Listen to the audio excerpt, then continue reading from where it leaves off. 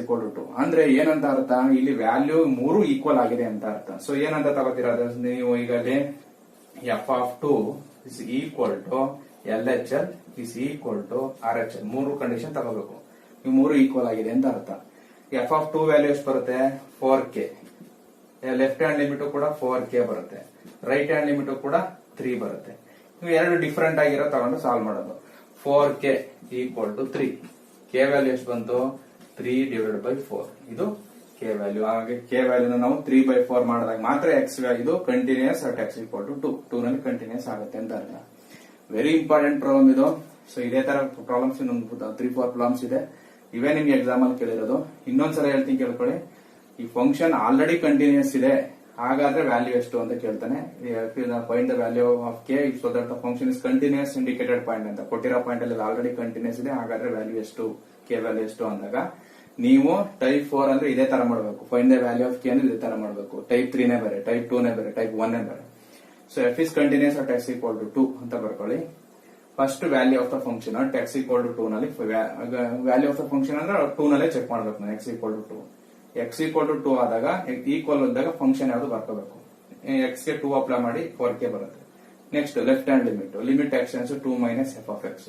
2 minus ಅಂದ್ರೆ less than 2 ಅಂದ್ರೆ function ಯಾವುದು, ಇದಕ್ಕೆ 2 ಅಪ್ಲೈ ಮಾಡಬೇಕು. ಲಿಮಿಟ್ ರಿಪ್ಲೈ ಬಿಟ್ಬಿಡ್ಬೇಕು. k ಇಂಟು 2 ಸ್ಕ್ವೇರ್ 4k ಬರುತ್ತೆ. ರೈಟ್ ಹ್ಯಾಂಡ್ ಲಿಮಿಟ್ ಅಂದ್ರೆ ಗ್ರೇಟರ್ ದ್ಯಾನ್ 2 ನಲ್ಲಿ ಫಂಕ್ಷನ್ ಯಾವುದು ಅಂತ. 2 ಪ್ಲಸ್ ಅಂದ್ರೆ ಗ್ರೇಟರ್ ದ್ಯಾನ್ 2 ನಲ್ಲಿ 3. ಇದು ಇಂಡಿಪೆಂಡೆಂಟ್ ಡಿಪೆಂಡ್ ಆಗಿಲ್ಲ, ಹಾಗಾಗಿ 3 ಬರುತ್ತೆ. ಸೊ ಹಾಗಾಗಿ it is continuous, already continuous at X equal to 2. Therefore value of the function is equal to left hand limit that is equal to right hand limit. ಮೂರು ಕೂಡ equal ಆಗ್ತಿದೆ, ಮೂರನ್ನು equal ಬರ್ಕೊಳ್ಳಿ. ಈ 4k ಈಕ್ವಲ್ ಟು 4k ತಗೊಂಡ್ರೆ ಏನು ನಿಮ್ಗೆ use ಆಗಲ್ಲ. ಎರಡು ಡಿಫರೆಂಟ್ ಆಗಿರೋ ತಗೊಳ್ಳಿ. 4k equal to 3, k value ಎಷ್ಟು ಬರುತ್ತೆ, ಸೊ 3/4 ಬರುತ್ತೆ. ಸೊ ಇದು ಈ ತರ ನೀವು ಇಂಡಿಕೇಟೆಡ್ ಪಾಯಿಂಟ್ ಕೊಟ್ಟಾಗ ಮಾಡಬಹುದು ನಾವು. ಸೊ ನೆಕ್ಸ್ಟ್ ಇನ್ನೊಂದು ಪ್ರಾಬ್ಲಮ್ ಮಾಡೋಣ. ನಿಮ್ಗೆ ಒಂದ್ಸಲ ವಿಡಿಯೋಸ್ ನಿಂತೋಗ್ಬಿಟ್ಟಿರುತ್ತೆ, ಅದಕ್ಕೋಸ್ಕರ ನೋಡೋದು ಅಷ್ಟೇ ಅದನ್ನು.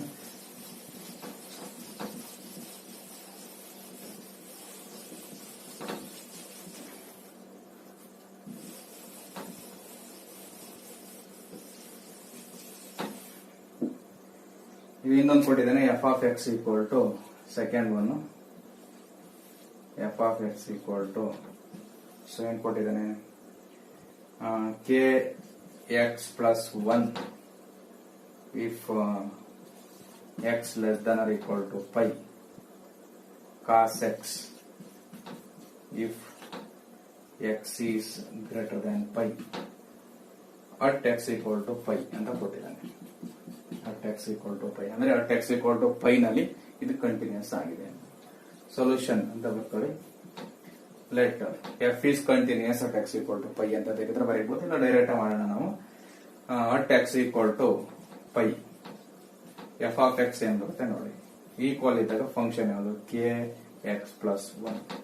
ಅಲ್ಲಿಗೆ ಎಕ್ಸ್ ಗೆ ಏನ್ ಅಪ್ಲೈ ಮಾಡಬೇಕು, ಪೈ ಅಪ್ಲೈ ಮಾಡಬೇಕು. So this is k pi plus 1 ಬರುತ್ತೆ. ಎಕ್ಸ್ ಗೆ ಪೈ ಅಪ್ಲೈ ಮಾಡಬೇಕು. ನೆಕ್ಸ್ಟ್ ಎಲ್ ಎಚ್ ಎಲ್ ಬರುತ್ತೆ. ಲಿಮಿಟ್ ಎಕ್ಸ್ಟೆನ್ಸ್ ಟು ಪೈ, ಇಲ್ಲಿ ಎಕ್ಸ್ಟೆನ್ಸ್ ಟು ಪೈ ಇರುತ್ತೆ. X tends to pi minus f of x ಅಂತ ಬರೀತೀರಾ. ಸೊ ಅಲ್ಲಿಗೆ ಏನ್ ಬರೀತೀರಾ, limit x tends to pi minus ಅಂದ್ರೆ ಪೈ, ಲೆಫ್ಟ್ ಹ್ಯಾಂಡ್ ಲಿಮಿಟ್ ಅಂದ್ರೆ ಲೆಸ್ ದ್ಯಾನ್ ಪೈ ಅಂತ. ಲೆಸ್ ದ್ಯಾನ್ ಪೈ ನಲ್ಲಿ ಫಂಕ್ಷನ್ ಯಾವುದು, ಕೆ ಎಕ್ಸ್ ಪ್ಲಸ್ 1. ಲಿಮಿಟ್ ನ ಅಪ್ಲೈ ಮಾಡಿ, ಡ್ರಾಪ್ ಮಾಡಿ, ಎಕ್ಸ್ ಗೆ ಪೈ ಅಪ್ಲೈ ಮಾಡಿ, k pi plus 1. Left hand limit ಸಿಕ್ತು. ರೈಟ್ ಹ್ಯಾಂಡ್ ಲಿಮಿಟ್ ಹೋಗ್ತೀರಾ. Right hand limit x tends to pi plus f of x, pi plus f of x. ಅಲ್ಲಿಗೆ ಏನ್ ಬಂತಿದ್ದು, limit x tends to pi plus ಅಂದ್ರೆ greater than pi ನಲ್ಲಿ function ಯಾವುದು, x greater cos x ಬಂತು. So ಅಲ್ಲಿಗೆ x ಗೆ ಪೈ ಅಪ್ಲೈ ಮಾಡ್ತೀರಾ, ಕಾಸ್ ಪೈ ವ್ಯಾಲ್ಯೂ ಎಷ್ಟು, -1. ಯಾಕೆ ಅಂತ ಹೇಳಿದ್ರೆ, ಸೊ ನೋಡಿ ನಿಮಗೆ ಗೊತ್ತಿರುತ್ತೆ, ಕಾಸ್ ಪೈ ಅಂತ ಹೇಳಿದ್ರೆ ಇಲ್ಲಿ ಬರುತ್ತೆ 180 ಡಿಗ್ರಿ ಅಂತ. ಇಲ್ಲಿ ಕಾಸ್ 0 ಡಿಗ್ರಿ ವ್ಯಾಲ್ಯೂ 1 ಆಗುತ್ತೆ ನೋಡಿ, 0 ಡಿಗ್ರಿ ವ್ಯಾಲ್ಯೂ. ಇಲ್ಲಿ ಬಂದಾಗ ಇದು -1 ಆಗುತ್ತೆ. Cos pi value -1. ಇಲ್ಲಿ ಬಂದಾಗ ಪಾಸಿಟಿವ್ ಕಡೆ ಬಂದ, ಈ ಕಡೆ ಬಂದ ನೆಗೆಟಿವ್ ಆಗುತ್ತೆ, -1 ಆಗುತ್ತೆ. So this is -1. ಸೊ ಈಗ ಏನ್ ತಗೋಬೇಕು ನಾವು, f of pi value of the function is equal to LHL is equal to RHL. ಅಂತ ತಗೋಬೇಕು. ಇಲ್ಲಿ ಬರೀಬಹುದು ಬೇಕಿದ್ರೆ f is continuous at X equal to pi implies, ಇದೇ ಬೇರೆ ನಾನು ಮಾಡಿರೋದು. ಇದಾದ್ಮೇಲೆ ಇದನ್ನ ಬರ್ಕೋಬೇಕು, ಇದಾದ್ಮೇಲೆ ಇದು ನೆಕ್ಸ್ಟ್ ಇದು f is continuous at X equal to pi ಆಗಿರೋದ್ರಿಂದ ನೀವು ಕಂಡೀಷನ್ ಸ್ಯಾಟಿಸ್ಫೈಡ್ ಆಗುತ್ತೆ. ಎಫ್ ಆಫ್ ಪೈ ವ್ಯಾಲ್ಯೂ ಎಷ್ಟು? K pi plus 1. L H L ಎಷ್ಟು ಬರುತ್ತೆ? ಅದು ಕೂಡ k pi plus 1. R H L ಎಷ್ಟು ಬರುತ್ತೆ? -1. ನೋಡಿ, 3 ಡಿಫ್ರೆಂಟ್ ಬರ್ತವೆ. ಇದು ಕಂಟಿನ್ಯೂಸ್ ಅಲ್ಲ ಅಂತ ಅನ್ಕೊಳಕ್ ಹೋಗ್ಬಾರ್ದು ನೀವು. ಅವನು ಕಂಟಿನ್ಯೂಸ್ ಆಗಿದೆ, ಹಾಗಾದ್ರೆ ವ್ಯಾಲ್ಯೂ ಎಷ್ಟು ಅಂತ ಕೇಳ್ತಾ ಇರೋದು. ಸೊ ಹಾಗಾಗಿ ಮತ್ತೆ ಡಿಸ್ಕಂಟಿನ್ಯೂಸ್ ಅಂತ ಬರೀಬೇಡಿ. ಸೊ ಈಗ 2 ಡಿಫ್ರೆಂಟ್ ಆಗಿರೋ ಸಾಲ್ವ್ ಮಾಡ್ಕೊಳ್ಳಿ. 2 ತಗೊಳ್ಳಿ. 2 ಅಂದ್ರೆ k pi plus 1 equal to -1, k into pi equal to -1. ಈ ಪ್ಲಸ್ 1 ಆ ಕಡೆ ಹೋದ್ರೆ -1 ಆಗುತ್ತೆ. ಅಲ್ಲಿ ಕೆ ಪೈ ಈಕ್ವಲ್ ಟು -2 ಆಯ್ತು. ಕೆ ವ್ಯಾಲ್ಯೂ ಎಷ್ಟು ಬರುತ್ತೆ? -2 ಡಿವೈಡೆಡ್ ಬೈ ಪೈ ಆಗುತ್ತೆ. -2 ಡಿವೈಡೆಡ್ ಬೈ ಪೈ. ಸೊ ಇದೇ ತರ ನೀವು ಸಾಲ್ವ್ ಮಾಡಿ. ಇದು 2ನೇ ಕ್ವಶನ್. 3ನೇ ನಿಮಿಟ್ ಕೊಡ್ತೀನಿ ನಿಮ್ಗೆ, ಟ್ರೈ ಮಾಡಬಹುದು.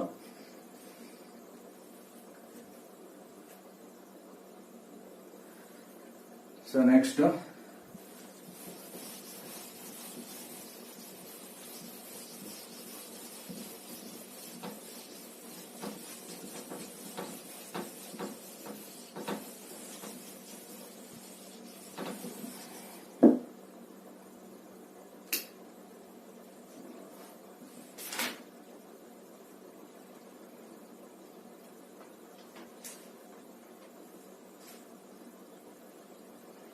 ಸೊ ಇನ್ನೊಂದು ಕೊಡೋಣ. ಇದನ್ನ ನಾನೇ ಮಾಡ್ತೀನಿ. 2 ಪ್ರಾಬ್ಲಮ್ಸ್ ಕೊಡ್ತೀನಿ ನಿಮಗೆ. Third one F of x ಸ್ವಲ್ಪ ಡಿಫಿಕಲ್ಟ್ ಆಗಿರೋ ನಾವು ಟ್ರೈ ಮಾಡಿ ಸಾಲ್ವ್ ಮಾಡಿದೀನಿ. K cos x divided by pi minus 2x ಅಂತ if x is not equal to pi by 2, 3 if x is equal to 2. ಈ ತರ ಕೊಟ್ಟಿದ್ದೇನೆ ನೋಡಿ. ಇದನ್ನು ಸುಮಾರು ಸಲ ಕೇಳಿದ್ದೇನೆ. ಜುಲೈ 2014, ಮಾರ್ಚ್ 2014 ಮತ್ತೆ 16 ಅಲ್ಲಿ ಕೇಳಿದ್ದೇನೆ. 3-4 ಸಲ ಕೇಳಿದ್ದೇನೆ ಇದನ್ನು. ಸೊ ಈ ತರ ಬಂದಾಗ ಯಾವ ತರ ಸಾಲ್ವ್ ಮಾಡೋದು ಅಂತ ನೋಡೋಣ. ಈಗ ನೋಡಿ, ಇಲ್ಲಿ ನಿಮ್ಗೆ ನೋಡಿ, ಈಗ ಇಲ್ಲಿ ಕೊಟ್ಟಿದ್ದಾನೆ ಈಕ್ವಲ್ ಟು 2 ನಲ್ಲಿ ಈ ಫಂಕ್ಷನ್, ನಾಟ್ ಈಕ್ವಲ್ ಟು 2 ಅಂದ್ರೆ ಅರ್ಥ ಮಾಡ್ಕೋಬೇಕು ನೀವು. ಸೊ ಏನಂತ?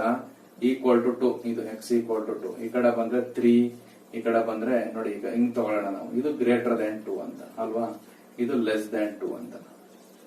ಈಕ್ವಲ್ ಟು 2 ನಲ್ಲಿ ಫಂಕ್ಷನ್ ವ್ಯಾಲ್ಯೂ 3 ತಗೋಬೇಕು. Not equal to x is not equal to pi by 2 ಅಂತ ಕೊಟ್ಟಿದ್ದಾನೆ. Equal to pi by 2, x is pi by 2 ಅಂತ. ಇದು sorry, x equal to pi by 2. ಇಲ್ಲಿ ಬಂದಾಗ ಫಂಕ್ಷನ್ ವ್ಯಾಲ್ಯೂ 3 ತಗೋಬೇಕು. X is not equal to pi by 2. Not equal to pi by 2 ಅಂದ್ರೆ pi by 2 ನ ಬಿಟ್ಟು ನಾವು ಯೋಚನೆ ಮಾಡಬೇಕು.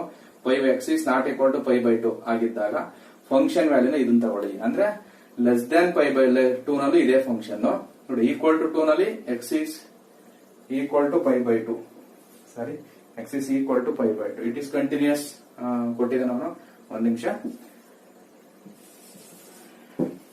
Continuous at X equal to pi by 2, sorry, at X equal to pi by 2. So ಇದು pi by 2 ನಲ್ಲಿ continuous ಇದೆ. So ಹಾಗಾದ್ರೆ find the value of k ಅಂತ. ಅಂದ್ರೆ ನೀವು ಅರ್ಥ ಮಾಡ್ಕೋಬೇಕು, ಇಲ್ಲಿ ಎಲ್ಲ ಒಂದ್ ಕಡೆ ಪೈ ಬೈ 2 ಇರುತ್ತೆ ಅಂತ ಅನ್ಕೊಳ್ಳೋಣ ನಾವು. 3.14. ಇದು ಏನು? X is greater than pi by 2. ಇದೇನಿದು? X is less than pi by 2. ಅಂದ್ರೆ x is equal to pi by 2 ಆದಾಗ, ಇಲ್ಲ ಆದಾಗ ಇದ್ರ function value 3. Greater than pi by 2 ಆದಾಗ ನೋಡಿ, ಲೆಸ್ ದನ್ ಪೈ ಬೈ 2. ಎರಡೂ ಕೂಡ x is not equal to pi by 2 ಅಂದ್ರೆ ಲೆಸ್ ದನ್ ಪೈ ಬೈ 2 ನಲ್ಲೂ ಕೂಡ ನೀವು ಇದೇ ಫಂಕ್ಷನ್ ತಗೋಬೇಕು. ಗ್ರೇಟರ್ ದನ್ ಪೈ ಬೈ 2 ನಲ್ಲೂ ಇದೇ ಫಂಕ್ಷನ್ ತಗೋಬೇಕು. ಹಾಗಾಗಿ ಲೆಫ್ಟ್ ಹ್ಯಾಂಡ್ ಲಿಮಿಟ್ ಮತ್ತೆ ರೈಟ್ ಹ್ಯಾಂಡ್ ಲಿಮಿಟ್ ಅಲ್ಲಿ ಇದು ಡೆಫಿನೇಷನ್ ನ ಚೇಂಜ್ ಮಾಡ್ತಾ ಇಲ್ಲ. ಹಾಗಾಗಿ ನಾವು ಲೆಫ್ಟ್ ಹ್ಯಾಂಡ್ ಲಿಮಿಟ್ ರೈಟ್ ಹಿಂದಿನ ಪ್ರಾಬ್ಲಮ್ ಅಲ್ಲಿ ನಿಮಗೆ ಲೆಸ್ ದನ್ 2 ನಲ್ಲಿ ಬೇರೆ ಫಂಕ್ಷನ್, ಗ್ರೇಟರ್ ದನ್ 2 ನಲ್ಲಿ ಬೇರೆ ಫಂಕ್ಷನ್. ಆಗ LHL RHL ಚೆಕ್ ಮಾಡ್ತೀರಾ. ಇಲ್ಲಿ less than pi by 2, greater than pi by 2 ನಲ್ಲಿ ಇದೇ function. Not equal to pi by 2 ಅಂದ್ರೆ ನಾಟ್ ಪೈ ಬೈ 2 ನ ಬಿಟ್ಟು ಲೆಸ್ ದನ್ ಪೈ ಬೈ 2 ಮತ್ತೆ ಗ್ರೇಟರ್ ದನ್ ಪೈ ಬೈ 2 ನಲ್ಲಿ ಇದನ್ನೇ ಕನ್ಸಿಡರ್ ಮಾಡಬೇಕು. ಹಾಗಾಗಿ ನಾವು ಏನ್ ಮಾಡ್ಬೇಕಾಗುತ್ತೆ, ಲೆಫ್ಟ್ ಹ್ಯಾಂಡ್ ಲಿಮಿಟ್ ಮತ್ತೆ ರೈಟ್ ಹ್ಯಾಂಡ್ ಲಿಮಿಟ್ ಎರಡೂ ಚೆಕ್ ಮಾಡೋ ಅವಶ್ಯಕತೆ ಇಲ್ಲ. ಯಾಕೆಂದ್ರೆ ಎರಡಕ್ಕೂ ಒಂದೇ ಫಂಕ್ಷನ್, ಒಂದೇ ವ್ಯಾಲ್ಯೂ ಬರುತ್ತೆ. ಬರೀ ಲಿಮಿಟ್ ಚೆಕ್ ಮಾಡಿದ್ರೆ ಸಾಕಿದೆ. First value of the function change ಮಾಡೋಣ. At X equal to pi by 2. ಇಲ್ಲಾಂದ್ರೆ ಒಂದು ಕೆಲಸ ಮಾಡಿ, ಲಿಮಿಟೇ ಚೆಕ್ ಮಾಡೋಣ. First limit x tends to ಏನೋ ಪೈ ಬೈ 2 ನಲ್ಲಿ ಎಫ್ ಆಫ್ ಎಕ್ಸ್.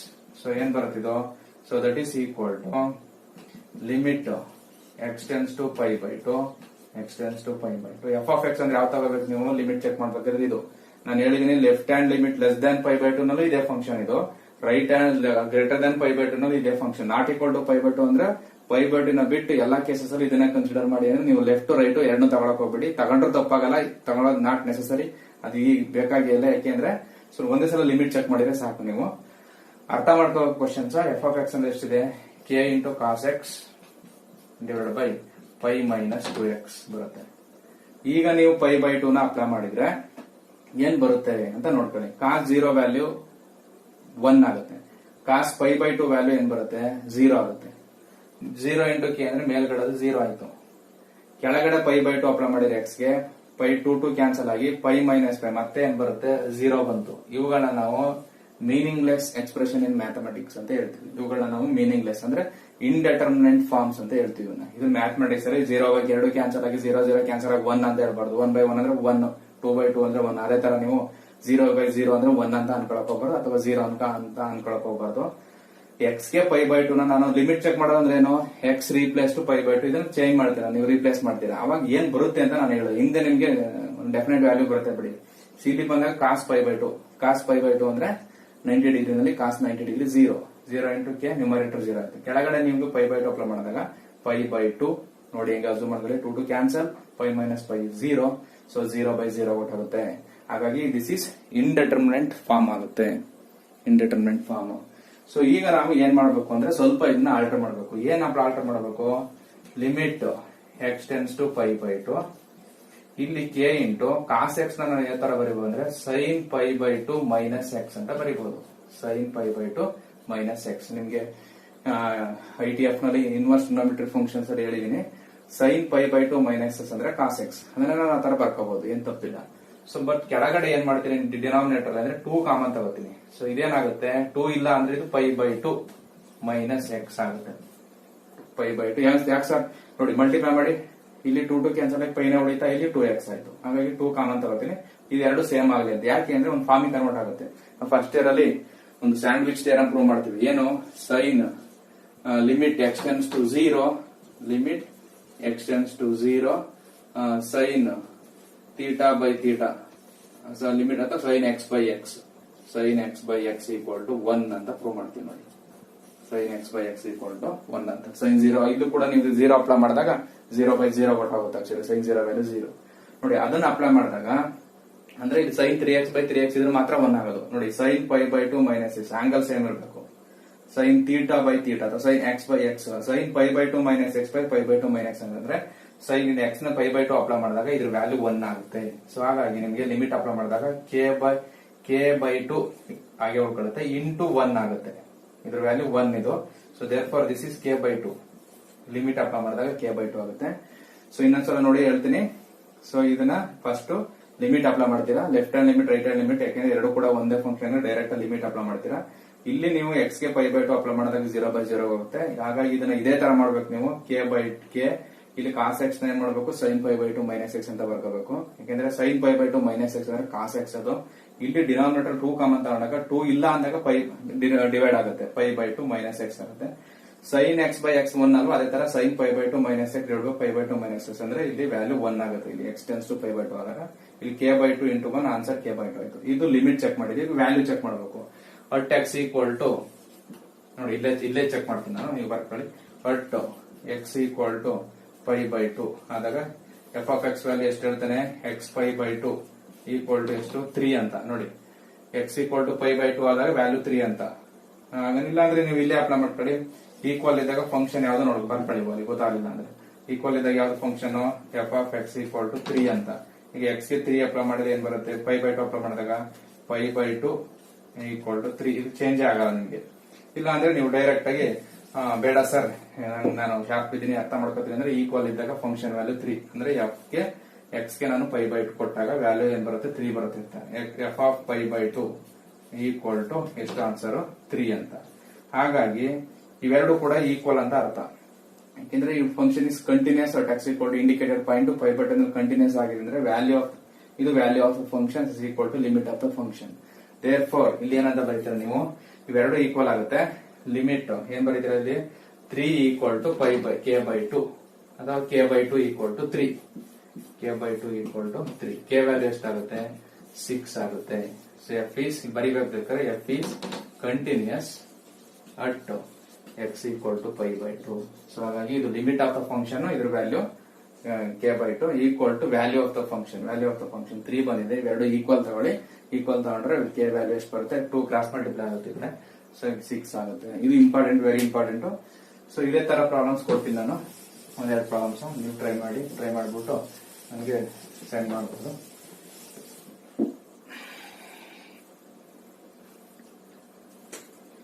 ನೋಡೋಣ ಯಾರು ಟ್ರೈ ಮಾಡಿ ನನಗೆ ಕಳಿಸ್ತೀರ ಅಂತ.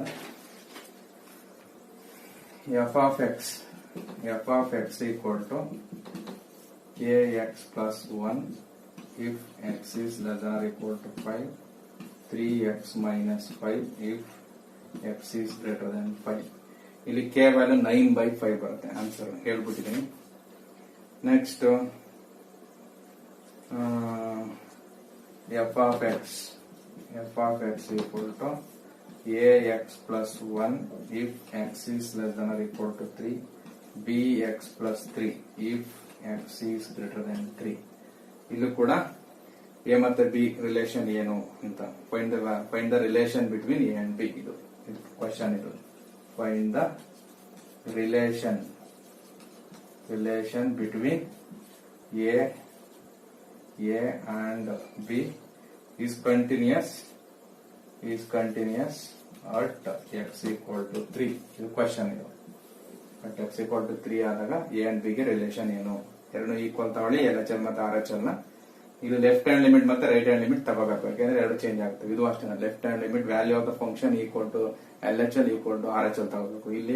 ಇಲ್ಲೂ ಅಷ್ಟೇ ನಿಮ್ಗೆ ರಿಲೇಷನ್ ಸಿಗುತ್ತೆ. ಅದೇ ತರ ಟ್ರೈ ಮಾಡಿದ್ರೆ ಸಾಕು. ಸದ್ಯಕ್ಕೆ ಎರಡೊಂದು ಮಾಡಿ ನೋಡೋಣ ಏನಾಗುತ್ತೆ ಅಂತ. ಇನ್ನೊಂದು ಇದೆ ಬೇಕಿದ್ರೆ ಟ್ರೈ ಮಾಡ್ತೀರಾ, ಇನ್ನೊಂದು ಪ್ರಾಬ್ಲಮ್ ಕೊಡ್ತೀನಿ ನಾನು.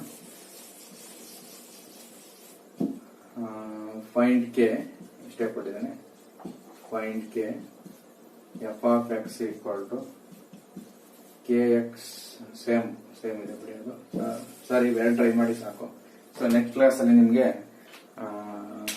ಮತ್ತೆ ಇನ್ನೊಂದು ಟೈಪ್ 5 ಬರುತ್ತೆ. ಅಷ್ಟು ಇಂಪಾರ್ಟೆಂಟ್ ಏನಲ್ಲ. ಸದ್ಯಕ್ಕೆ ಎಷ್ಟು ಜನ ನೋಡ್ತಾ ಇರೋದೇ ಕಡಿಮೆ ಅಂತ ಅನ್ಕೋತೀನಿ. ಎಷ್ಟು ಜನ ನೋಡ್ತೀರಾ ಅದನ್ನ ಮಾಡ್ಕೊಳ್ಳಿ. ಎಕ್ಸಾಮ್ ಪಾಯಿಂಟಿಗೆ ನಿಮ್ಗೆ ಸಡನ್ ಆಗಿ ಎಕ್ಸಾಮ್ ಅನ್ನ ಕಾಲ್ಫಾರ್ ಮಾಡಿದ್ರೆ, ಯಾಕೆಂದ್ರೆ ಪ್ರೈವೇಟ್ ಕಾಲೇಜಸ್ ಅಲ್ಲೆಲ್ಲ ಆಲ್ರೆಡಿ ಕ್ಲಾಸಸ್ ಮಾಡಿ ಇದು ಮಾಡ್ತಾ ಇದಾರೆ. ನಿಮ್ಗೆ ಗೌರ್ಮೆಂಟ್ ಕಾಲೇಜಲ್ಲಿ ನಿಮ್ಗೆ ಸಡನ್ ಆಗಿ ಎಕ್ಸಾಮ್ ಕಾಲ್ಫಾರ್ ಮಾಡಿ ಮತ್ತೆ ಇದನ್ನ ರಿಪೀಟ್ ಮಾಡಬೇಡಿ, ಮತ್ತೆ ಮೂವ್ ಮಾಡಿ. ನೀವು ಆನ್ಲೈನ್ ಅಲ್ಲಿ ಕೇಳ್ಕೊಂಡಿದ್ದಾರೆ ಅವರು ನಾವು ಕ್ಲಾಸಸ್ ಮಾಡಿದೀವಿ ಅಂದ್ರೆ ನೀವೇ ಜವಾಬ್ದಾರ ಆಗ್ತೀರಾ. ಸೊ ಹಾಗಾಗಿ ಎಕ್ಸಾಮ್ ಪಾಯಿಂಟ್ಗೆ ಸದ್ಯಕ್ಕೆ ಇವೆಲ್ಲ ಇಂಪಾರ್ಟೆಂಟ್. ಇದನ್ನ ನಾನು ಮಾಡಿದೀನಿ. ನೆಕ್ಸ್ಟ್ ಕ್ಲಾಸ್ ಅಲ್ಲಿ ಮತ್ತೆ ಡಿಫರೆನ್ಷಿಯಾಬಿಲಿಟಿ ಅಂದ್ರೆ ಏನು, ಅದ್ರ ಮೇಲೆ ಏನ್ ಪ್ರಾಬ್ಲಮ್ ಬರ್ತದೆ ಅದನ್ನ ಮಾಡೋಣ. Okay, thank you.